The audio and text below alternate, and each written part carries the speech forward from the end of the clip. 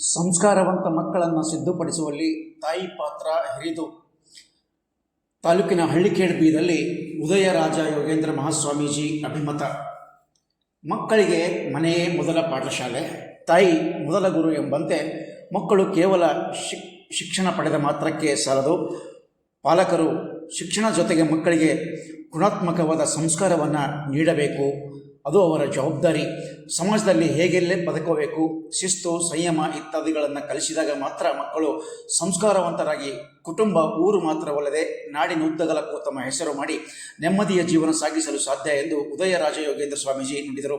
ತಾಲೂಕಿನ ಹಳ್ಳಿಕೇಡ್ಬಿ ಪಟ್ಟಣದ ಚಿಕ್ಕಮಠದ ಪೂಜ್ಯ ಗುರುಸಿದ್ದೇಶ್ವರರ 4ನೇ ಜಾತ್ರೋತ್ಸವದ ಅಂಗವಾಗಿ ಶುಕ್ರವಾರ ರಾತ್ರಿ 8ಕ್ಕೆ ನಡೆದ ಶಿವರಾತ್ರಿ ಮಹೋತ್ಸವ ಕಾರ್ಯಕ್ರಮದಲ್ಲಿ ಡಾಕ್ಟರ್ ಉದಯರಾಜೇಂದ್ರ ಸ್ವಾಮೀಜಿಯವರು ನುಡಿದರು. ಈ ಸಂದರ್ಭದಲ್ಲಿ ವಿವಿಧ ಮಠಗಳ ಮಠಾಧಿಪತಿಗಳು, ಗಣ್ಯರು, ವಿವಿಧ ಹಂತದ ಚುನಾಯಿತ ಪ್ರತಿನಿಧಿಗಳು ಕಾರ್ಯಕ್ರಮದಲ್ಲಿ ಭಾಗವಹಿಸಿದ್ದರು.